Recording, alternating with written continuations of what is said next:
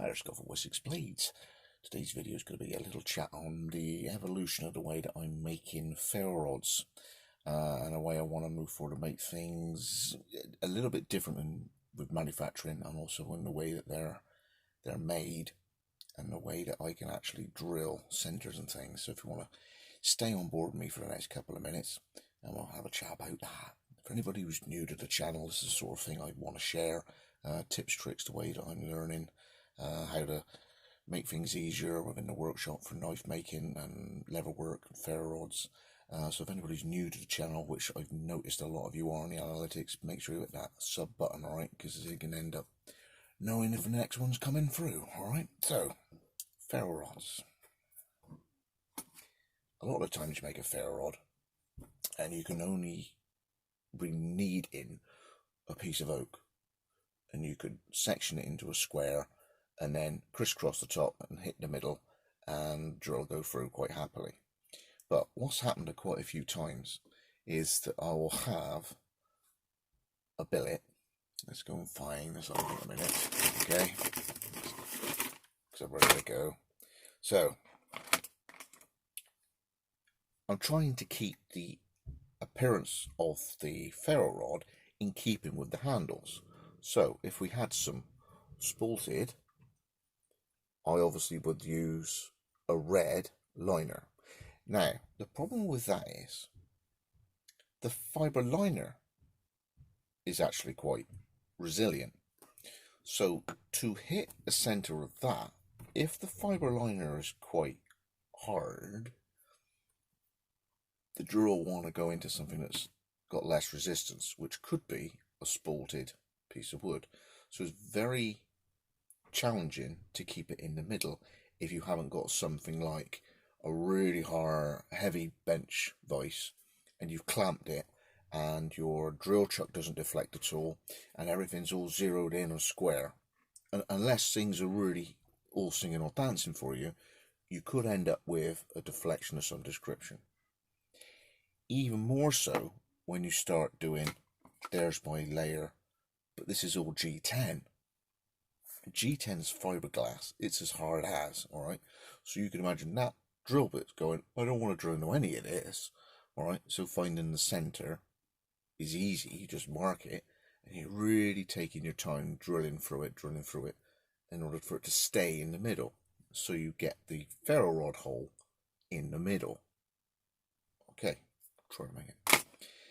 If you end up doing multiple layers, then you've got a lot of G10 in the middle and then wood on the outside. Now the G10 is harder than the wood, so what does a drill want to do? It would rather skew off and end up in the wood. Again, not keeping you in the middle.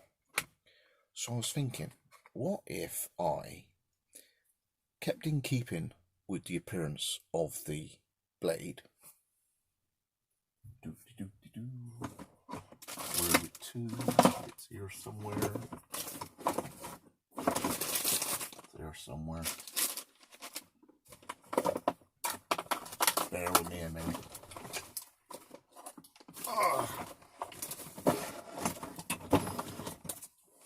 So, I think this is Ralph's. So we got some G10 on the outside, G10 liners. To make the drill go down through the middle a little bit of an easier task, I've used some pine, like a lolly stick, as a central fillet. Now, for a 2mm pilot hole, that's going to stay in the wood because it's deflecting off the G10 all the way down. More chance of keeping it in the middle. Now, when it's turned, what I was envisaging might happen, and I just wanted to clear it in my own mind that it would be fine. When I'm turning, and as the finger's doing this effect really fast, when the carbide chisel went up to the materials are spinning, I'm not going to catch the top of the G10 as it's coming around and break it apart. Is the wood strong enough, the glue strong enough, bond to the G10 strong enough to take that physical process? and it worked out fine. So that worked for me. So I carried on and did a few more. That's now you with a red liner with lolly stick in the middle. The lolly stick, the pine or the beech or whatever it is, I think this looks like beech.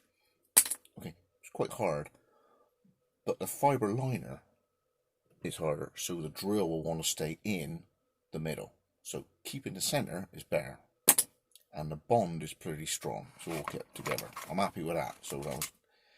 Now, what I then tried was this. This is the sort of second version. I might have a play next one because I've got another idea as well. Lever in the middle. So that's my billet. There's my billets. I made enough to have spares for Adrian's work. Okay, so these are the first ones to come off. So it machines great. It's G10. But to get it in the middle, the running centre doesn't rip it apart. It goes in, and no matter how hard I was driving the running centre in, I wasn't prizing it apart. The lever bonding to the G10 is strong, because don't forget I've got a pin running through like that, bonding it. And when I did the mosaic pin, I actually drilled down through into the lever and a bit out the other side. So I've got two things holding it together at one end, and I got the ferro rod gluing it together at the other, plus epoxy all over the place. So it's pretty strong, okay?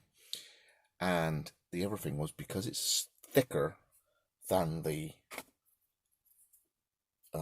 beachy lolly stick, I was more mindful of how much material would be on the above centre or below centre when the carbide tool will be coming over for the turning.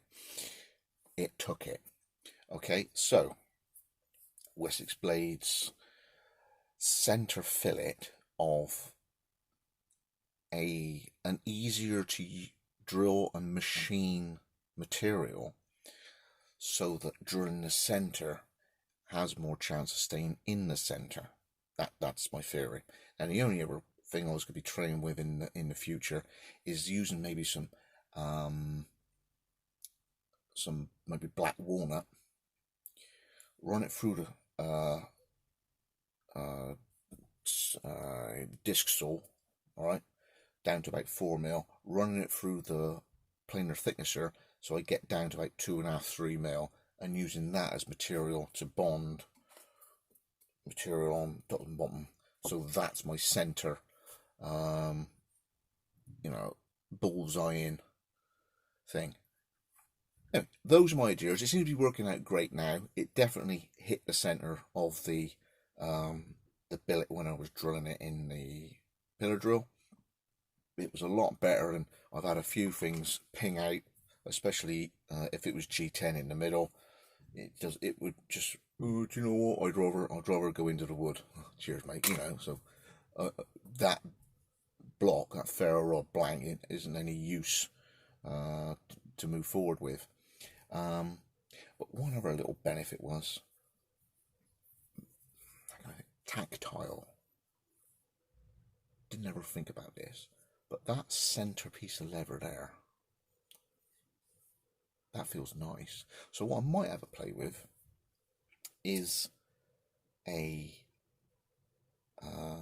actual billet bits, the two halves, will have lever there as well. So I could have lever in the middle, piece of G10, lever, and then wood. And I wonder how that'll feel. So that's how I'm going to be moving forward. Just a little idea. If anybody's come across that, about having something down the middle, so you've got like 5 layers instead of 4 layers, so when the drill goes down through, it doesn't want to skip out, because you're drilling something like G10 down through the middle of the liners, and you're drilling into something like U, which is not as resilient as a G10. So just a tip and trick if anybody can make use of that. And as I move forward, I'm going to be playing with all different versions of leather, possibly black walnut, moving forward my layers. Thanks for joining me again. It's got Wessex Blades. Don't forget it. That's